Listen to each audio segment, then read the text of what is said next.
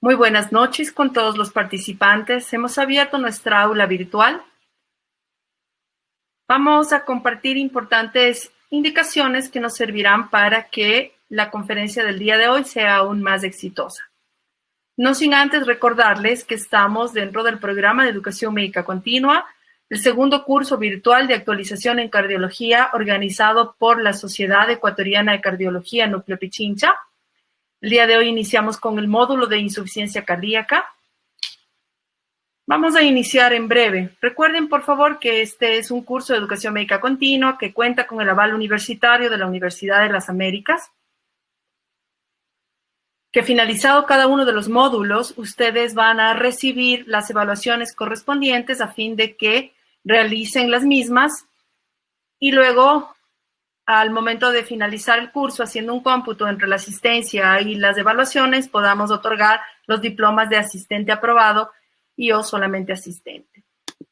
Recuerde, por favor, que la calidad de la transmisión está relacionada con el internet que cada uno de los usuarios disponga para su conexión, por lo que le recomendamos que trate de conectarse a una red Wi-Fi que sea estable a fin de que la señal sea de mejor calidad. Sin embargo, si se interrumpe la transmisión, por favor, presione el botón rojo que se encuentra en la parte superior de sus pantallas con la palabra reconectar. Inmediatamente después retornará a las conferencias. Si usted se ha conectado desde una computadora, el chat del evento se encuentra hacia el lado derecho, y si está conectado desde un celular, este está ubicado en la parte baja del mismo. Allí podrá realizar sus preguntas o sus consultas al speaker. Recordarles también que todas las conferencias se encuentran alojadas en el canal YouTube de la Sociedad Ecuatoriana de Cardiología. Sin más a qué hacer referencia, le doy paso al moderador de la noche. Bienvenido, doctor Francisco Ortega. Adelante. Buenas noches con todos. Gracias por la invitación. Pues en esta oportunidad nos toca el tema de ya insuficiencia cardíaca, pues continuando con el programa de educación médica continua. Este ya es el segundo curso virtual de actualización en cardiología. Hoy tendremos la presencia del doctor Bolívar Sáenz, quien nos va a hablar acerca de la utilidad de los ARA2 en la insuficiencia cardíaca. El doctor Bolívar Sáenz es un médico graduado en la Universidad Católica del Ecuador, la primera promoción de medicina. Él es especializado en cardiología en la Universidad Federal Fluminense de Brasil. Tiene un masterado en insuficiencia cardíaca en la Universidad Federal Fluminense de Brasil. Médico tratante del Hospital Militar en el servicio de cardiología y en el área de insuficiencia cardíaca. Es vicepresidente de la Sociedad Ecuatoriana de Cardiología Núcleo Pichincha. Pues tenemos el gran honor esta noche de que Bolívar pues, nos va a acompañar. Él es una persona profesional en esta materia, así que pues sin más palabras, pues adelante Bolívar, un gusto tener esta plática aquí esta noche contigo. Muy buenas noches con todos ustedes. Gracias, Francisco, por la presentación, siempre tan amable tú. Y yo quiero, antes de nada, agradecerles por la presencia de ustedes, como siempre, dando un tiempito de todas esas actividades que tenemos durante durante esta pandemia, durante el día, para darnos un tiempito y aprender un poco más de la cardiología, que es tan importante, y que de pronto las enfermedades cardiovasculares las llevan de largo a la pandemia del coronavirus, ¿no? Y gracias por estar acá. Hoy vamos a topar un tema bastante interesante, no menos importante que los otros temas que han habido en el tratamiento de la insuficiencia cardíaca. Y es una pregunta que de pronto muchos de ustedes se han hecho, ¿no?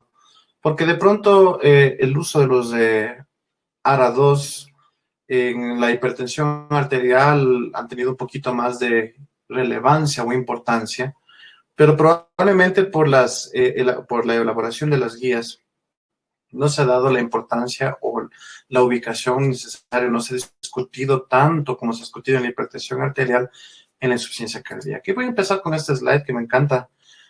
Alguna vez me pregunté cómo se vería un iceberg en la realidad. Y es que realmente un iceberg es una estructura que está llena de sorpresas, es una montaña muy grande en la cual nosotros no lo podemos ver. y que probablemente no logramos sobredimensionar o subdimensionamos de la capacidad que tiene esto. Y creo que esto representa muy bien lo que realmente es la insuficiencia cardíaca, porque de una u otra forma el conocimiento que tenemos sobre el tratamiento de la insuficiencia cardíaca ha evolucionado durante estos últimos años, pero cada vez que vamos avanzando nos damos cuenta que necesitamos resolver muchos problemas y necesitamos que la insuficiencia cardíaca es una enfermedad que tiene un alto costo de hospitalización y un alto costo de mortalidad. Hace unos años nosotros hicimos un estudio con Deloitte y demostramos que de todas las enfermedades, la insuficiencia cardíaca era la más cara de todas. Llegábamos a tener un gasto aproximado de 636 millones en un año, en 2 años de gasto, que fue inclusive un poquito más superior que las enfermedades coronarias. Y nótese que aquí nosotros no hacemos colocación de corazón artificial o no colocamos trasplante cardíaco, que probablemente eso haría que los gastos hagan que la insuficiencia cardíaca sea un poquito mayor que la otra. Un poco repasando la fisiopatología de la remodelación y de la insuficiencia cardíaca, les puse inclusive la frase del COVID-19 para ver si de pronto eso nos tiene un poco en alerta, pero recordemos que la insuficiencia cardíaca comienza con una parte muy importante de mecánica, que el volumen del ventrículo izquierdo, por una ley que se llama de Frank-Starling, incrementa de una forma parcial el gasto cardíaco, y al incrementar el gasto cardíaco, al no verse suficiente para la cantidad de requerimiento de oxígeno que tenemos y de nutrientes, inmediatamente, como habíamos visto en clases pasadas, por una respuesta se aumenta el sistema nervioso simpático, se estimulan receptores de importancia, de los cuales los receptores beta-adrenérgicos, que son los más importantes, producen ciertos factores o ciertos cambios en la fisiopatología de la insuficiencia cardíaca, de la neurohormonalidad, digamos así, en los cuales aumenta la frecuencia cardíaca, aumenta la constricción, pero también está aumentado el sistema renina-angiotensina-aldosterona, aumenta la contractibilidad, y esto está programado para cuando nosotros tenemos alguna pérdida aguda de sangre, como les he puesto en ejemplos pasados. Pero cuando no es suficiente, este sistema renina-angiotensina-aldosterona produce de la angiotensina del pulmón, angiotensina 1, angiotensina 2, y eso va a producir una mayor vasoconstricción, un mayor incremento del tono arterial, mayor producción de aldosterona, y al final un corazón que genera un círculo vicioso, ¿no? Creo que esto lo hemos discutido varias veces.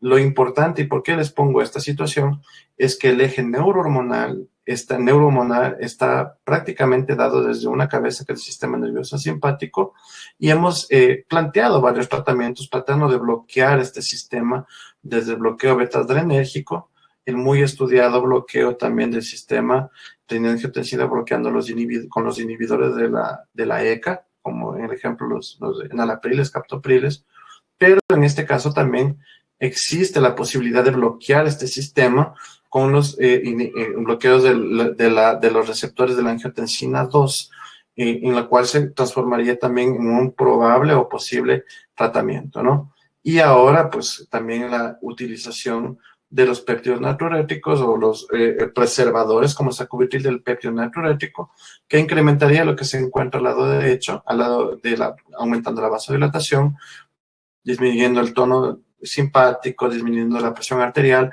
y produciendo que la remodelación disminuya, la apoptosis disminuya, y por ende retardar el progreso de la insuficiencia cardíaca. También recordarles como introducción que el tratamiento de la insuficiencia cardíaca por evolución histórica comenzó simplemente con la mejoría de los síntomas.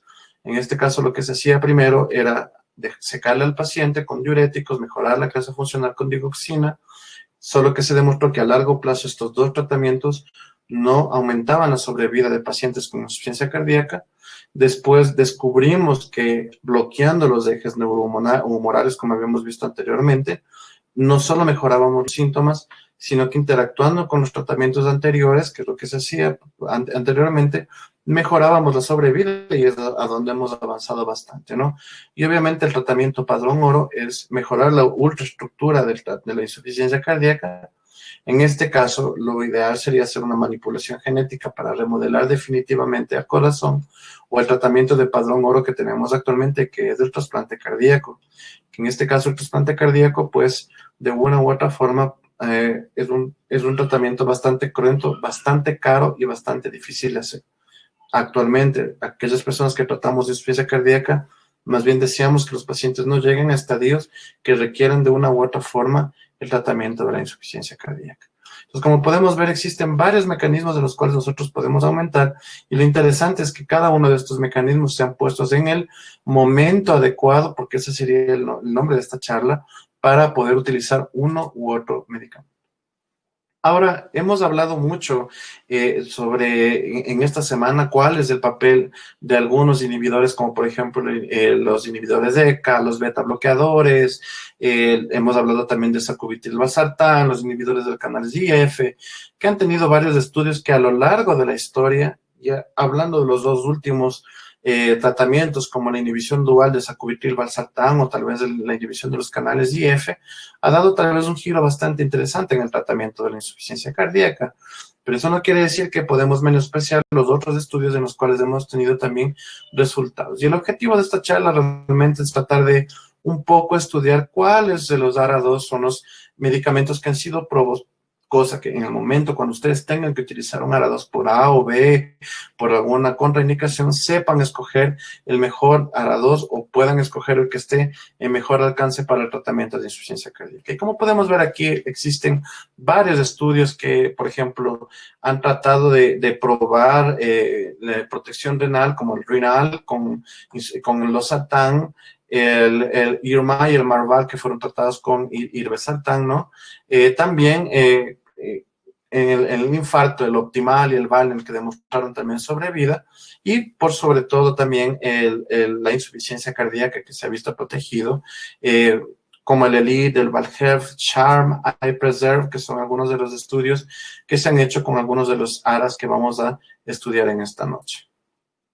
Vamos a empezar un poquito con el estudio VALHEF. Realmente el valsartán es un medicamento bastante, digamos, bastante elástico para tratar la insuficiencia cardíaca, dado porque las titulaciones de este medicamento se prestan a que nosotros vayamos haciéndolo de una forma más distendida, y realmente existieron dos estudios. El primer estudio fue más o menos hace unos 30, 35 años, que no tuvo resultados tan importantes en insuficiencia cardíaca, pero el estudio VALHEF, que fue hecho más o menos hace unos 15 años, determinó una reducción del riesgo de estar libre de eventos. De pronto, estos resultados que nosotros estamos obteniendo con los ARA2 han hecho que de pronto sean una alternativa para los IECAS, porque los IECAS han dado resultados de mortalidad con insuficiencia cardíaca, y eso es de pronto más importante en el tratamiento inicial, pero no menos importante este tratamiento. Entonces, fue muy interesante que el tratamiento con valsartán titulado de 160 miligramos cada 12 horas, con titulaciones a cada 15 días, resultó en una reducción del riesgo del 27.5%, con una P bastante significativa, lo cual hace varios años localizó con un patrón estándar de tratamiento de VALHEF con el valsartán.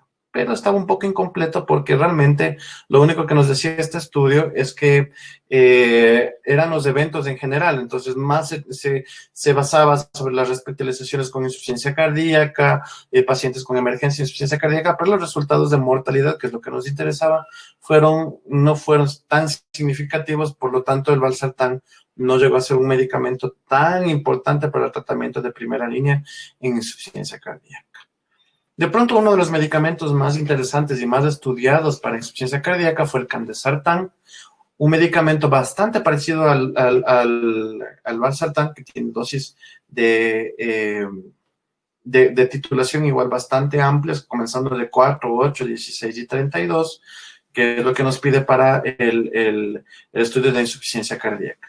Entonces, lo interesante de este estudio, que se llamó CHARM, que es el estudio de insuficiencia cardíaca con candesartán, tuvo 3 brazos. Y el primer brazo fue el CHARM Alternative, en el cual se buscaba pacientes que tengan insuficiencia cardíaca con fracción de eyección menor de 40%, que hayan sido intolerantes al IECA. El otro brazo decía pacientes que tengan igual disfunción sistólica, pero en este caso los pacientes estaban tolerando los IECA y lo que se hizo fue un switch, un cambio para los ARA2. Y el Charm Preserved, que fue también algo muy interesante, en el cual eran pacientes que tenían insuficiencia cardíaca con función sistólica conservada. Ahora sabemos que la disfunción de ventrículo izquierdo se considera, mejor dicho, la función conservada es de los 50%, pero este estudio lo hizo más del 40%, lo cual fue interesante. Y pacientes que tenían clínica de insuficiencia cardíaca y al mismo tiempo pues no tenían esta situación. Entonces, lo interesante de este estudio es que aquí sí se estudió evento primario como muerte o internación con insuficiencia cardíaca y se demostró que en los tres brazos, tanto los pacientes que tenían insuficiencia cardíaca con presión baja y tolerantes, una P significativa con una reducción de los eventos totales, incluyendo muerte, del 30%, pacientes con el CHARM-AT, o sea, pacientes que les hacíamos el switch, fue igual con una reducción de los eventos totales con mortalidad de internación del 15%, y el Charm Preserve con una P levemente significativa, con una disminución, digamos, modesta de todos los eventos de insuficiencia cardíaca. Yo no desprecio mucho el Charm Preserve porque es un estudio de los pocos, y hablo no solo con los ARA2, sino que hablo con todos los medicamentos alrededor del tratamiento de insuficiencia cardíaca con función sistólica preservada, porque se ha aprobado todos los medicamentos de primera línea para este tipo de pacientes, y estos medicamentos han sido no probados, como el Topcat con la espironolactona, el Paramount con la inhibición de sacubitril/valsartán, este medicamento, el iPreserve, que vamos a hablar un poquito más después, el Edify, que fue estudiado con los inhibidores de los canales IF con ivabradine, y todos han sido muy categóricos, es decir, que no ayudan en la mortalidad, ¿sí? Salvo el Topcat en el brazo de Sudamérica, que dio un leve incremento. En cambio, este tratamiento sí demostró disminución de los eventos de internación, aunque leve, pero lo demostró. Entonces, en pocas palabras, como el tratamiento de insuficiencia cardíaca con función sistólica preservada es el mejorar las etiologías, digamos, yo, por ejemplo, recomendaría que si es que voy a tratar insuficiencia cardíaca con función sistólica conservada y es hipertenso el paciente, pues yo comenzaría dándole candesartán, porque al mismo tiempo trato los síntomas alternativos y estoy dando un medicamento que, aunque de una forma modesta, me ha probado que ha mejorado la sobrevida en pacientes con insuficiencia cardíaca. ¿Qué pasó con el irbesartán? Hace un momento, que les habíamos hablado hace un momento, hubo un estudio que se llamó el iPreserve, en el cual se buscó pacientes con insuficiencia cardíaca y fracción de eyección conservada. Y como les dije hace un momento, el irbesartán no probó ser un medicamento efectivo para pacientes con insuficiencia cardíaca y disfunción con función sistólica conservada. No hay estudios con insuficiencia cardíaca con disfunción sistólica. Sin embargo, como ustedes saben, este medicamento es probo, o sea, tampoco hay un estudio que te diga que no sirve. O sea, los otros estudios están diciéndote que son medicamentos que de pronto sirven de forma alternativa, pero yo recomendaría que este medicamento sea utilizado en pacientes que tienen disfunción renal, porque este medicamento ha probado ser ha sido muy probo para nefroprotección en pacientes que de pronto tienen síndrome cardiorenal anémico.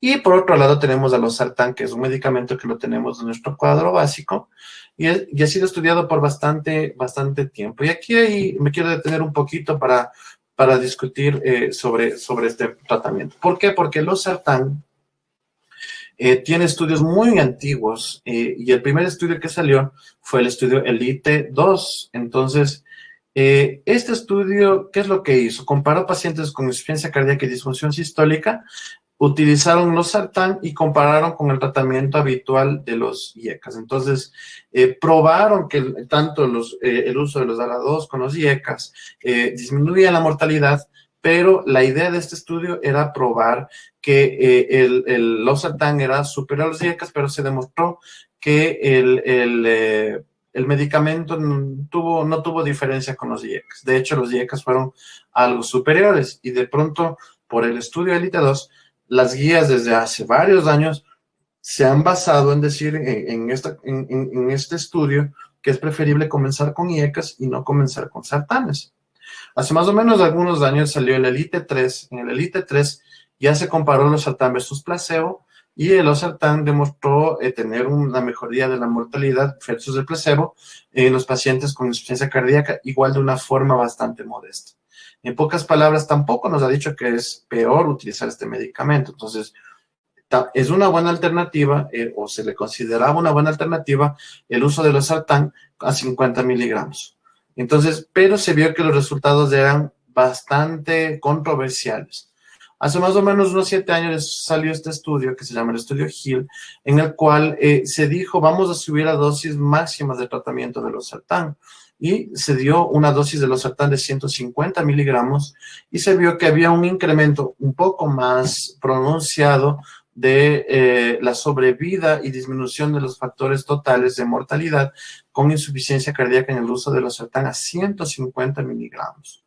Entonces, ¿qué es lo que pasa? Y aquí hay mucho que aprender, porque infelizmente cuando el losartán es utilizado a más de 100 miligramos, está demostrado que tiene una mayor cantidad de efecto adverso sobre los pacientes con insuficiencia cardíaca, porque se hacen más hipotensos, aumenta más la creatinina, es un poquito más complicado tratarles, y también hay un incremento de la sobreproducción de potasio. Entonces, de pronto el losartán es un medicamento que está dando bastante problema para tratar insuficiencia cardíaca. Nótese que si ustedes eligen tratar pacientes con insuficiencia cardíaca, lo ideal es que lleguemos a hacer titulaciones de losartán hasta 150 miligramos. Entonces, es bastante complicado y es por eso, tal vez por estos resultados, que de una u otra forma, pues, se trata se trata de hacer una dosis mayor. Ahora, recordemos que la insuficiencia cardíaca también tiene un tratamiento por estadios, ¿no? Y como vimos en el día lunes, el tratamiento con los ARA2 tiene un papel importante en el tratamiento de la insuficiencia cardíaca con estadio A. Estamos hablando de pacientes que tienen factores de riesgo, que no han desarrollado insuficiencia cardíaca y que probablemente una de las futuras etiologías sea el tratamiento de la hipertensión arterial. Y cuando hablamos de tratamiento de hipertensión arterial, los ARA2 tienen un papel protagónico porque al mismo tiempo que hacen un control global de la hipertensión arterial, ahí sí tenemos estudios de sobrevida bastante interesantes. Y es depuesto con ese ángulo inverso, digamos así, porque probablemente la importancia del uso de los ARA2 va disminuyendo según el estadio de insuficiencia cardíaca. Recordemos que en el B, en la alteración estructural de la insuficiencia cardíaca sin síntomas, necesitamos tener una cardiorremodelación rápida y aquí los beta bloqueadores, como los IECAs, tienen el papel predominante, ¿no? Pero tampoco los ARA2 es que estén contraindicados. O sea, en este caso, se podrían utilizar en el caso que hay una intolerancia al otro medicamento. Y lo mismo sucede con el estadio C, ¿no? Porque son en donde se han hecho los grandes estudios, pero recuerden que por los estudios pasados tampoco se ha demostrado que son perjudiciales para el tratamiento con insuficiencia cardíaca. Y hablando de los estadios refractarios por síntomas paliativos, pacientes que se encuentran al borde del tratamiento de un trasplante cardíaco o del uso de devices de insuficiencia cardíaca de largo plazo, en este caso los ARA2 prácticamente perdieron su papel e importancia. Un poco aquí para discutir las dosis recomendadas de los ARA2. El losartán debería comenzar con dosis de 12.5 y deberíamos, por el estudio Hill, llegar a 150 miligramos de dosis máxima. El valsartán, 40 miligramos cada 12 horas, 80 cada 2 y 160 cada 2. Diferente de los tratamientos que se hacía con insuficiencia cardíaca, con hipertensión arterial, en los cuales nosotros llegábamos a 160 y 320 diarios. Entonces, es un poquito diferente. Y ahora ustedes me van a preguntar y van a decir, pero son dosis bastante elevadas, sí. Pero son las dosis que podrían recomendarse para el tratamiento de insuficiencia cardíaca. Y recuerden, que es lo que he dicho, cuando se utiliza IECA, ARA2, inhibidores de sacubitril valsartán, que para que los pacientes no se hipotensen, porque ese es el susto que nos daría de utilizar dosis altas de losartán, valsartán y de las otras dosis que están abajo, son las titulaciones a cada cierto tiempo, porque eso va incrementando el gasto cardíaco. Lo mismo sucede con el irbesartán. Miren que deberíamos de empezar con 37.5 a 75 miligramos diario y llegamos a 300 miligramos día, que es una dosis bastante buena y elevada. Y el candesartán de 4 a 8, llegando a 32 miligramos por día. Ojo que no quiere decir que hay otros ARA2, como por ejemplo el olmesartán, que existen, o el pasisentán, que son medicamentos probos para tratamiento de hipertensión arterial, no vayan a funcionar en insuficiencia cardíaca. Probablemente por fisiopatología, sí. El asunto es que no existen estudios estructurados que nos demuestren la sobrevida, que es lo que nosotros debemos elegir con pacientes con insuficiencia cardíaca. Es un poco para refrescar las guías como están ahora. Yo pienso que en algún momento pues van a cambiar. Miren que pese a que son indicaciones alternativas, tienen un nivel de evidencia bastante bueno, ¿no? Aquí dice, se recomienda el ARA2 para reducir muerte y pacientes sintomáticos, pero que han sido intolerantes a los IECA y han sido tratados con bloqueadores beta y antagonistas receptores de mineralocorticoides, ¿no? Es una evidencia 1B. Pero es interesante cómo las guías americanas nos demuestran también que el tratamiento, así previo el uso de inhibidores de ECA, pueden ser utilizados siempre y cuando haya tos o haya angioedema, pero aquí ellos nos dan una calificación 1A que es bastante alta. ¿Qué significa esto? Que no son menos importantes, pero tampoco son medicamentos que de pronto pasen por encima de los IECA. Y les he puesto aquí el algoritmo de manejo que hay en las guías americanas, porque de pronto en las europeas ellos le dejan inclusive fuera del tratamiento del algoritmo de manejo, y eso a mí me parece una crítica. No es un medicamento que debe quedar fuera del tratamiento de la insuficiencia cardíaca, es un medicamento alternativo, ¿no? Entonces miren aquí en el lado verde dice, ¿no? Inhibidores de ECA o ARA2, sí, más gol estándar de terapia, más beta bloqueadores o diuréticos, si es que es necesario, ¿no? Entonces, ustedes pueden utilizar el uno y el otro y tienen un buen nivel de evidencia. Entonces, aquí la conclusión o la situación es que el momento que yo tengo los IECA también tengo un buen nivel de evidencia, lo único que tengo que hacer es escoger el ARA2 adecuado con la titulación adecuada y los pacientes se van a mantener protegidos. Y es importante esta diapositiva porque como habíamos dicho hace un momento, las titulaciones hasta llegar a las dosis máximas toleradas, si es posible llegar a las dosis indicadas para el tratamiento de los ARA2 cada 2 semanas, cada 4 semanas, hasta llegar a las dosis adecuadas, ¿no? Siempre y cuando elijamos utilizar este tratamiento para insuficiencia cardíaca y los aledaños. Entonces, como conclusiones, los ARA2 son medicamentos alternativos de buena calidad para el uso de insuficiencia cardíaca en disfunción sistólica, alternativos a los IECA, ¿no? Solo el caldesartán ha mejorado un endpoint primario en el caso de mortalidad frente a los otros medicamentos, pero no quiere decir que los otros no nos hayan demostrado. Pero por el estudio CHARM es un medicamento que nos ha demostrado bastante seguridad para ese tratamiento, ¿no? Y nosotros debemos alcanzar dosis estimadas de los estudios para el tratamiento con insuficiencia cardíaca. Y como una última conclusión, pienso que es importante que se planteen nuevos tratamientos o nuevos tratamientos alternativos con los nuevos ARA2 que han salido últimamente para ver si estos medicamentos también nos sirven como tratamiento alternativo para la insuficiencia cardíaca. Y es todo lo que les tenía en esta noche. Muchas gracias.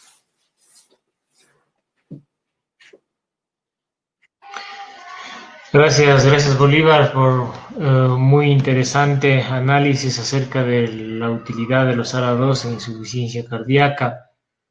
Pues conocemos, hay varios estudios que no deberían dejarlos afuera, los ARA2 en el tratamiento. Y como siempre lo digo, pues las guías nos recomiendan, y esto lo bonito de la medicina, es un arte, ¿no? En el cual, pues, de acuerdo a las titulaciones de fármacos, tú puedes ir alcanzando el nivel que realmente necesita cada paciente. Y la idea es, pues, como tú lo manifiestas, llegar a las dosis altas, a las dosis topes, que se ha visto el beneficio en todos estos fármacos para el caso de la insuficiencia cardíaca, que es creo que la vía en la cual, pues, lamentablemente las cardiopatías, se puede decir la isquémica y algunas otras que no han tenido un tratamiento adecuado, pues van a llegar al final. Y pues tampoco es que un paciente tiene insuficiencia cardíaca y se terminó la vida. Es un paciente que tiene un tratamiento y una buena calidad de vida si tiene un tratamiento adecuado, y estoy totalmente de acuerdo con tu presentación. Bueno, estamos esperando un poco las preguntas y respuestas, pues tenemos algún tiempo todavía, no sé si para conversar. Panchito, les entiendo que no pregunten porque es un tema bastante árido, ¿ah? Y es bastante árido porque de pronto como han surgido varios tratamientos últimos alternativos con insuficiencia cardíaca, de pronto nos hemos enfocado un poco para allá, pero sí vale la pena que discutamos un poquito y les invito a que hagamos preguntas, que hagamos comentarios, porque eso es muy importante para los tratamientos, ¿no? Yo, al menos en mi hospital, he visto que en muchos casos comiencen haciendo algún tratamiento en especial. Pero bueno, vamos a seguir conversando y vamos a responder las preguntas que ustedes me ponen a nosotros. Bien, bueno, tengo aquí una pregunta que nos hace una colega en realidad, dice, ¿aconsejaría el uso del sacubitril o valsartán en el tratamiento de insuficiencia Obviamente, cardíaca? es un medicamento que, como dije hace un momento, ha traído mucha revolución. Y sí, por supuesto, porque es un medicamento que recordemos que también tiene un ARB primero, ¿no? Y no nos ha demostrado que la inhibición dual de la insuficiencia cardíaca tiene una, una, una mejoría en la mortalidad y se comparó con el enalapril, etcétera. Pero como digo, cuando hacemos nosotros un tratamiento con un paciente, debemos ver varias cosas, ¿no? Costo, beneficio, riesgo.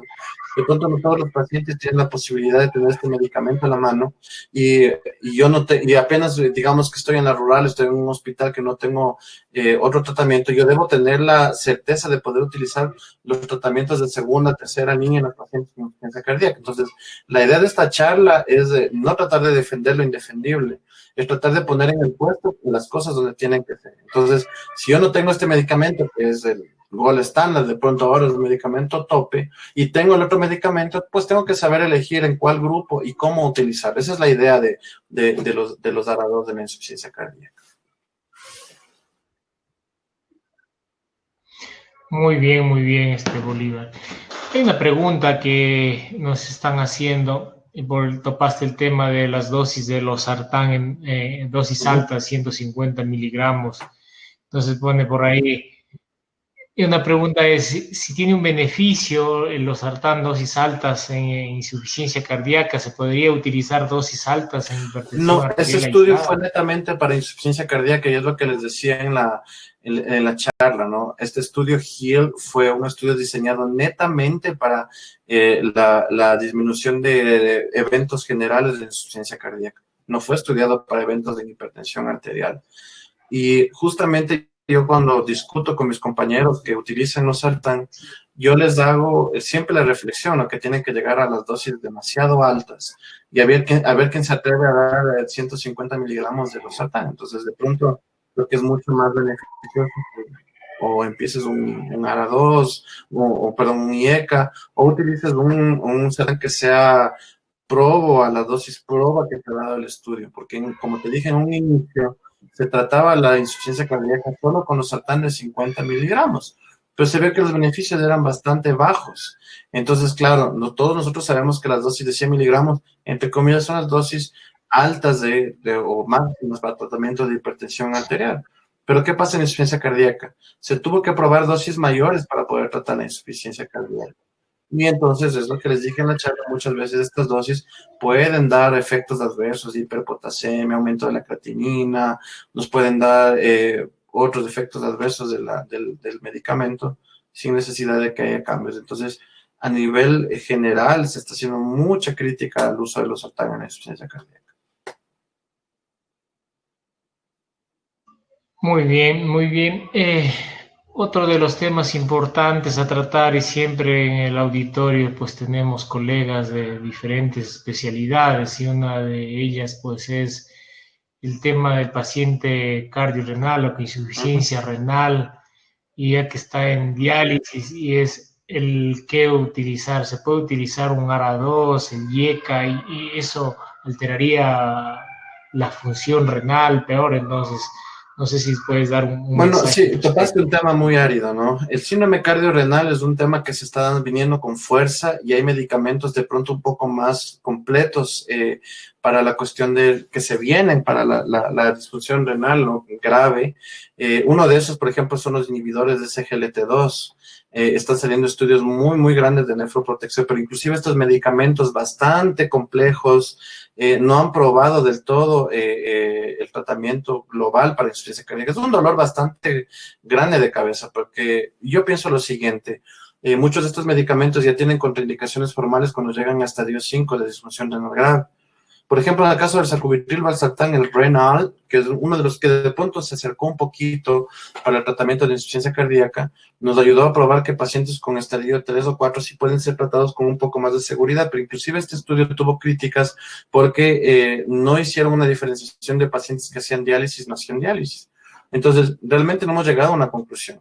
Yo pienso que lo más lógico, lo más probo sería hacer un trabajo multidisciplinario con nefrología y plantear a la nefrología hasta qué punto nosotros estos medicamentos los podríamos utilizar con la debida supervisión del potasio, la creatinina, en un grupo conjunto para poderlos utilizar o tratar a estos pacientes, porque realmente se vuelve un problema muy grave. Es uno de los puntales del tratamiento de la insuficiencia cardíaca. Y en ese caso, pues nos toca ya buscar tratamientos alternativos menos probos.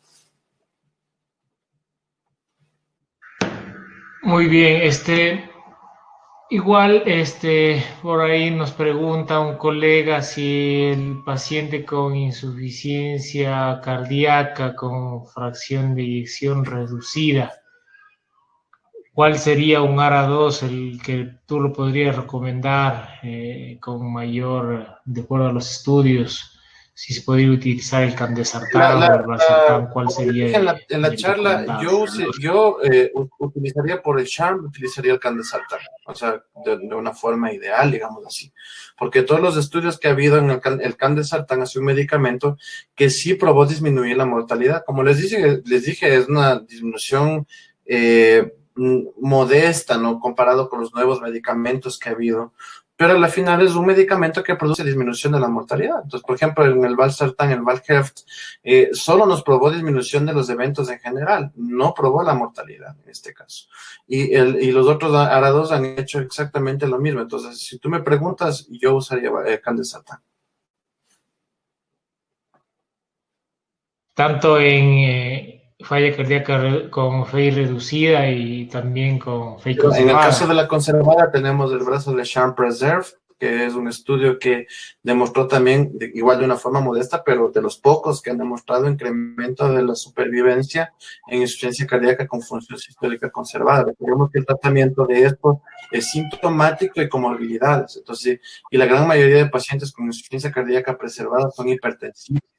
Entonces, de pronto estos pacientes que ya tienen remodelación, ya tienen clínica de falla, yo también iniciaría candesartán. Perfecto. Pues, Bolívar, te agradezco muchísimo por la ponencia. La verdad que es un tema muy, muy importante.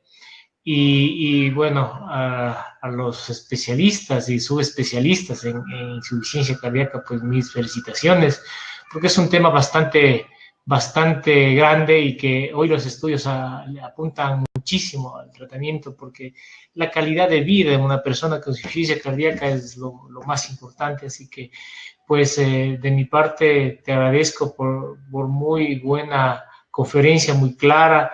Quedarán preguntas pendientes por ahí, algunos efectos secundarios que quieres saber, pero enfocados a lo que es insuficiencia cardíaca, creo que el tema está muy, muy claro. No sé si quieres darnos algún mensaje final al respecto, Bolívar, por favor.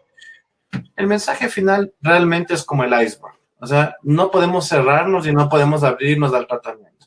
Siempre va a haber cambios. Yo pienso que lo más importante, ya cerrando con esta cuestión de la insuficiencia cardíaca y no solo la insuficiencia cardíaca, es que nosotros seamos abiertos a los tratamientos que nos demuestren mortalidad. Si de pronto uno es mejor que el otro, sí, démosle prioridad y recordemos que el costo, beneficio y riesgo es lo que tenemos que ver en el tratamiento de la insuficiencia cardíaca, que es una enfermedad que cuesta muchísimo y tiene una carga pública muy importante. Perfecto. Bueno, pues ahora vamos a dar paso a un video del doctor López Jaramillo, un cardiólogo ecuatoriano que actualmente reside en Colombia, pues y nos va a dar un mensaje acerca del curso. Así que Bolívar, sin antes agradecerte y felicitarte por todos los aportes que estás haciendo a la sociedad y un agradecimiento a la sociedad y al laboratorio Zaval por esta ponencia y este conversatorio el día de hoy. Gracias, Bolívar. Adelante. Gracias. Buenas noches. Buenas noches. Soy Patricio López Jaramillo y tengo el placer de invitarles a participar del primer Congreso Interamericano de Prevención Cardiovascular.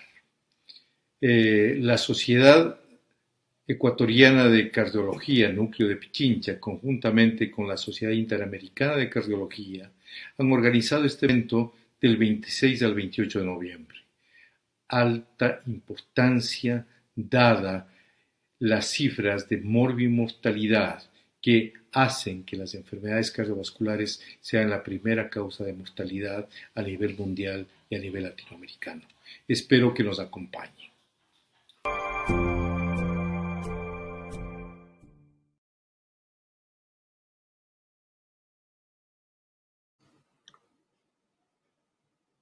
Bueno, agradezco las palabras del doctor Patricio López, ¿no?